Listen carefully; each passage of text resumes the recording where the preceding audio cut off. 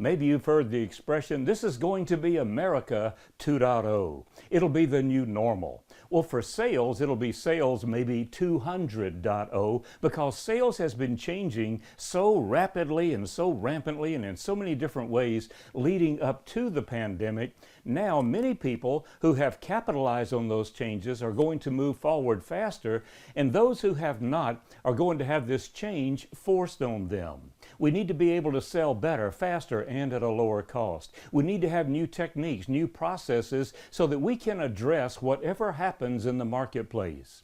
We know that as we restart, there are going to be some changes, and we'll address some of those here. And as we go forward, those changes will continue. Unintended consequences. That's what we're having to live with. Understanding that things are going to change that we had not anticipated, and they will change in ways that we could not anticipate.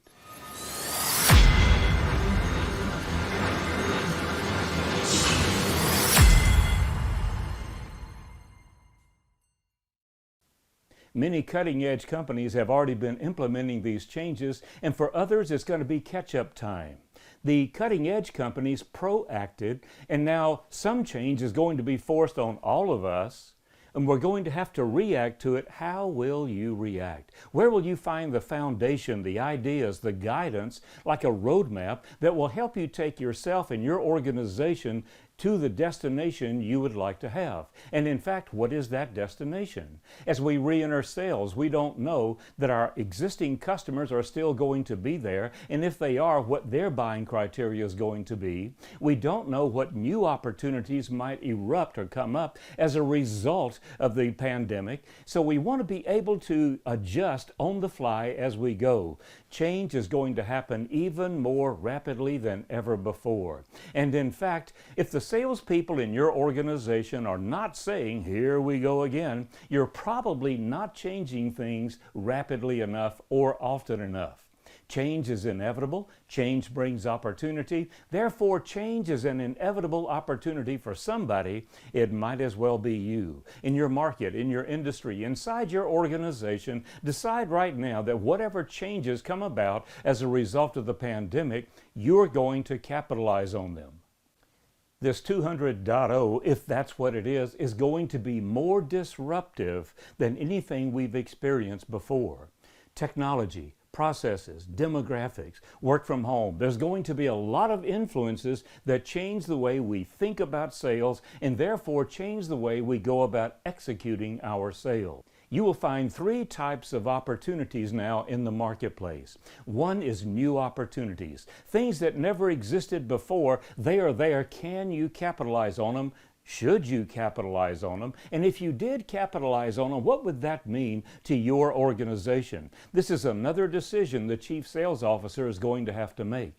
And then there are renewed opportunities. Those are our existing clients, most of whom are going to have new outcomes. They have changed the way they're doing business. We need to change if we're going to serve them adequately.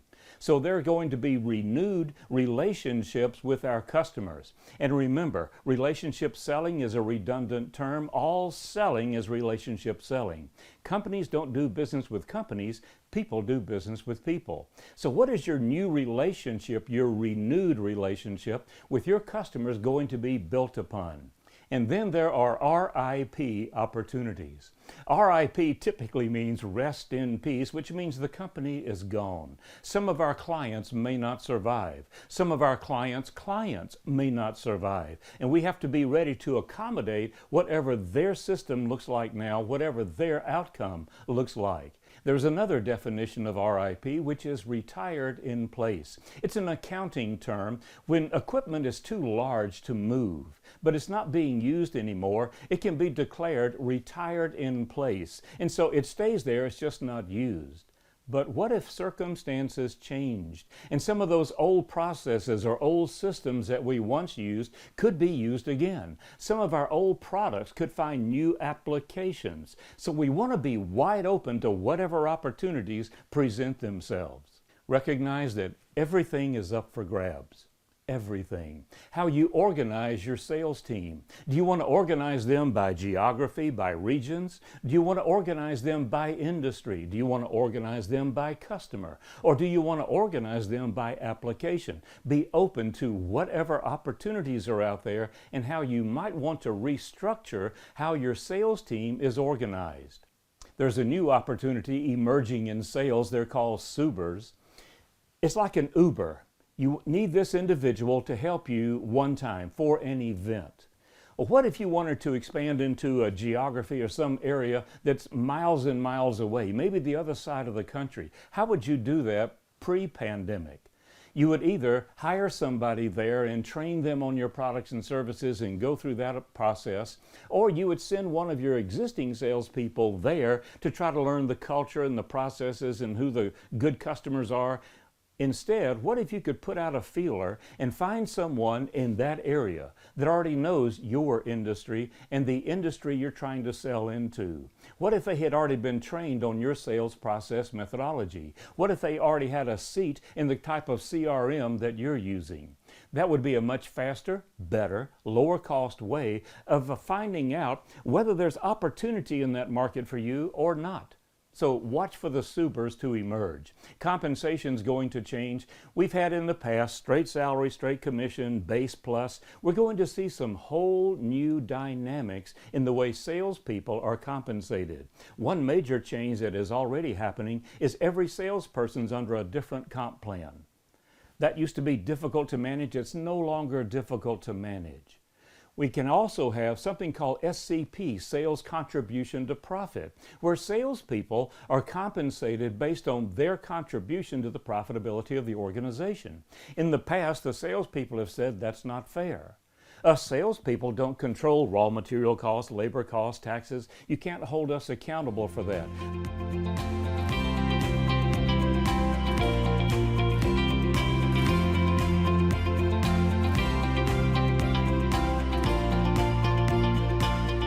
Primarily change sales behavior through the compensation program.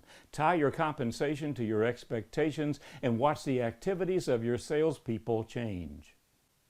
Something that had changed already is we're doing away with annual sales plans. If you think about it, it just makes sense, and now with the experience of the pandemic, it makes even more sense. How can we sit down, for me, in October, and do my sales plan for the following year because my boss has to turn her plan in November and her boss has to turn his in November or December. So we start planning way out in advance and it's just too much changes happening for that to be viable. So instead we use a rolling X month plan where X equals 3 sales cycles. So if your sales cycle is 30 days, you would have a rolling 3-month plan.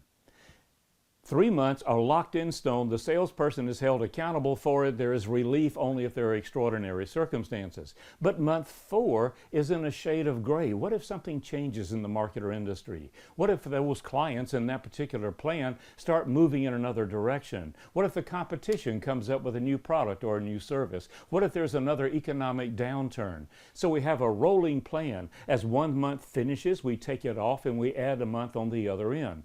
This month is solid. It's going to be set in stone.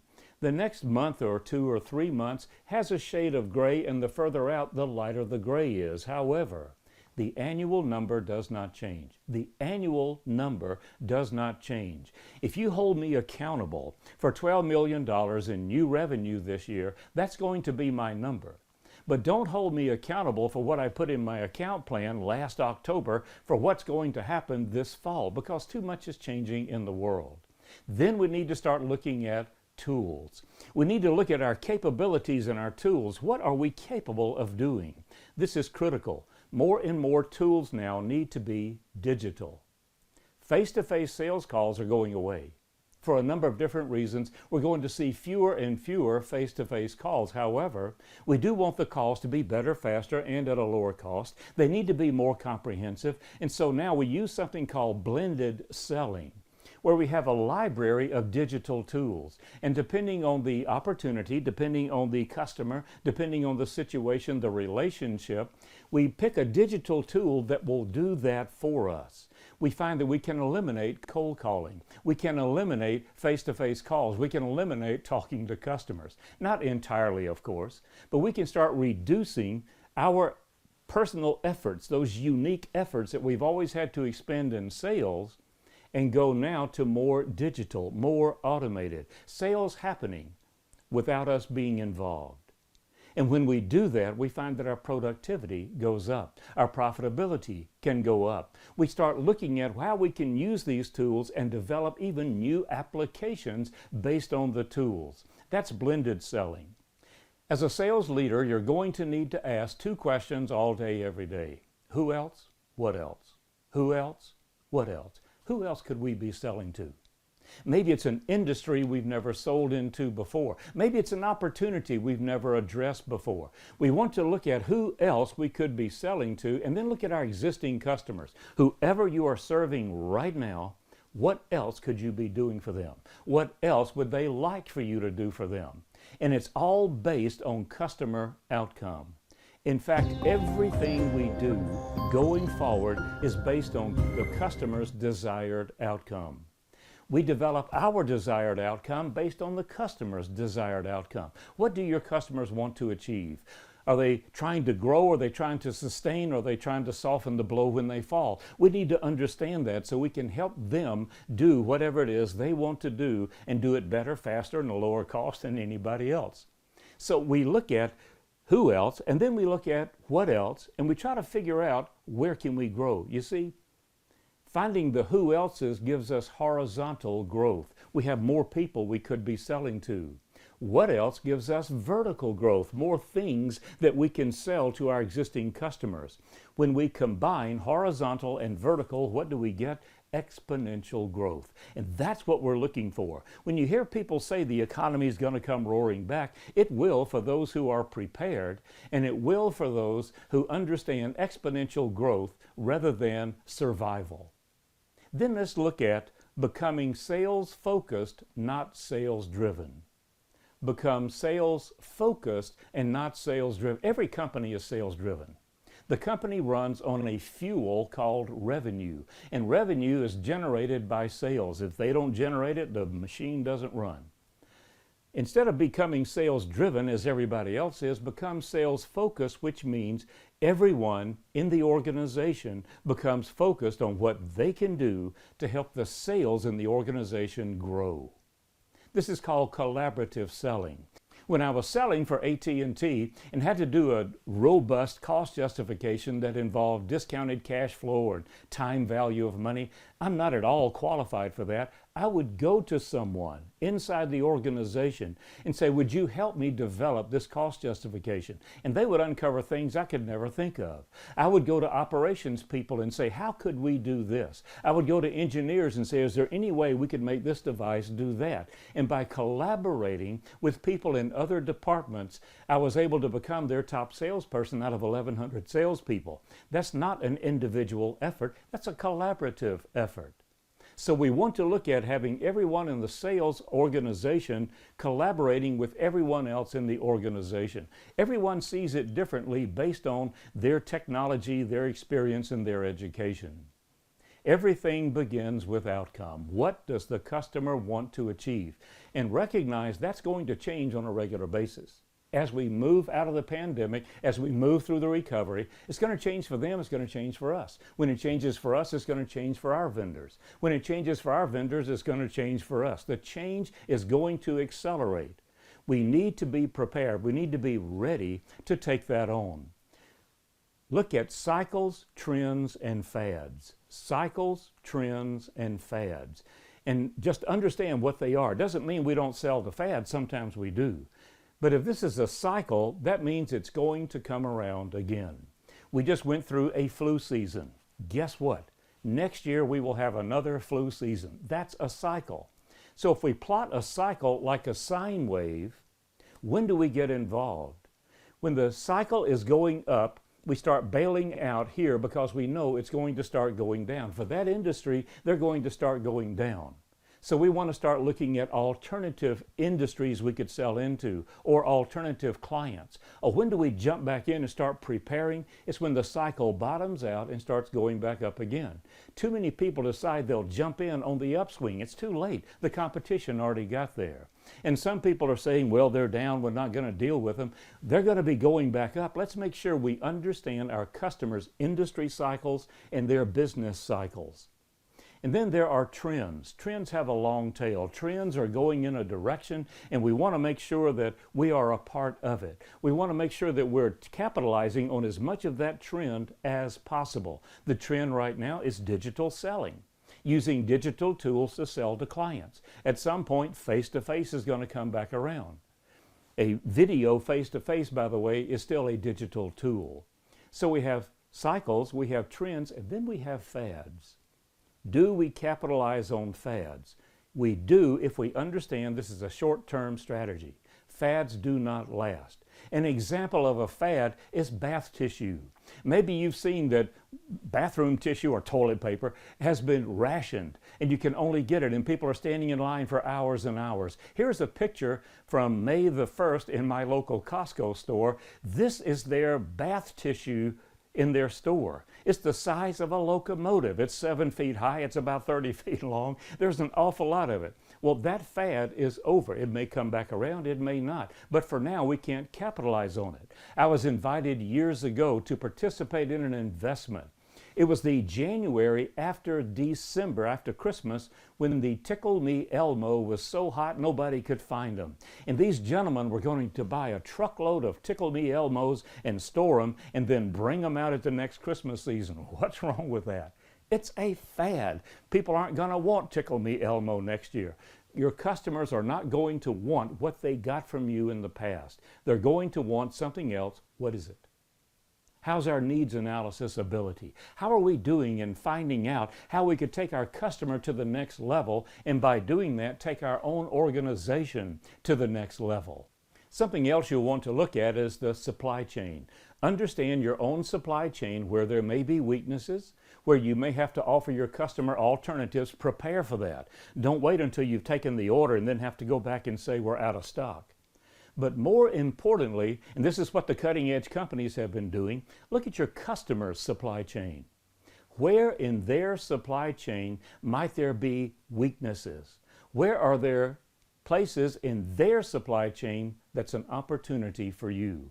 If you think of a supply chain as a chain with links, some of the links are being elongated. So cycle times are being stretched out and delivery times are being stretched out. We need to understand that in our supply chain and the customer's supply chain. And regrettably, some of the links will be missing. And when there's a missing link in the supply chain, some people see that as failure or horror or whatever. It's an opportunity. How can we work around that? What can you do to help your customer overcome the missing links in their supply chain? So what's the solution to all of this? Basic principles of sales. Remember, the principles don't change, the processes do. Sales has been around for a long time. The first evidence of sales was in the Garden of Eden when the serpent was selling Eve. So we've been around for a very long time. Human nature doesn't change. Human nature doesn't change. People are still going to be people, which means salespeople are still going to be salespeople and buyers are still going to be buyers. Prior to the pandemic, most buyers were better at buying than salespeople were at selling. And in fact, many buyers were better at selling than salespeople were. Now that's going to go to the next level. Your buyers, your traditional customers, are going to be seeing presentations from some of your competitors. Are they going to see the same thing from you as they're seeing from your competitors? You need to be different, need to be better, need to be faster, need to be lower cost. The single most important function of sales is to teach. It has never been more critical that our salespeople take on a teacher's attitude. When the customer knows the right thing to do, the customer will do the right thing. If you think it's in the customer's best interest they buy from you, and they buy from the competition, what's the only plausible explanation? Ignorance. They didn't know any better. And why didn't they know any better? We didn't take the time to teach them. So be in a teacher's mindset going forward. Everyone's looking for opportunity, they're looking for solutions. A teacher's mindset is what we need. Keep in mind that sales is a science. It's measurable, predictable, and replicable. Sales is a science and not an art. And we want to find processes. This is where Kaizen for sales comes in. If your organization is Lean or Six Sigma or ISO, or you've used a Kaizen process before, maybe in operations or in engineering, do it in sales now. We've not traditionally taken Kaizen into sales for whatever reason. I will tell you that as you go through a sales Kaizen event, the weaknesses in your sales cycle will emerge immediately, and solutions for overcoming those weaknesses will present themselves. It's a 2-hour class to explain how Kaizen for sales works. There's online training for it. When you've done a sales Kaizen event, you'll be able to easily overcome what your competitors are doing, blow them out of the water. Remember that everyone is in sales. That's where collaborative selling comes in. And there's a principle in the Bible, in a multitude of counselors there is safety. This is one video you can watch. I recommend you watch as many as possible. What are the alternatives for your organization and for you as an individual going forward in the profession of sales? What else could you be doing? If you're in leadership, inventory your tools. What digital tools do you have? What training do you have? Is it time to go through your training programs again? You want to take inventory of every tool that you have. If people are working from home, the more they work from home, the more digital tools you're going to need. Inventory your skills and your processes. The skills, what are your people capable of doing? What else do they need to be able to do? What processes are you using, and are there some additional processes you might want to implement? Shifting customer outcomes is going to be inevitable. Don't expect things to fall into place and we can start marching along in some kind of new normal. There will be a new normal and a newer new normal. We're going to see more and more change happening in the marketplace. Your competitors are going to change their tactics as well, shifting competitive tactics. Now, when these things happen, when your marketplace changes, or when your competitors change, it's time for another Sales Kaizen event. The first Sales Kaizen event that you implement may take 2 or 3 days, a few hours each day. It's complex. But after that, it can be done in a matter of minutes. You simply find where in your sales cycle or your sales process something has broken down, and you simply fix that. There are Kaizen for sales videos on YouTube and other places, and some of them teach improve one skill every day, improve one skill every week. It's a great idea, but which skill? Which one will bring you the greatest return? Which one is most viable in a post-pandemic era? So you want to employ the Kaizen ideas because they can not only help you now, but they will help you as other changes emerge. Remember, keep asking who else, what else, who else, what, who else could we be serving, and what else could we do for our existing customers? And as usual, remember, teach others.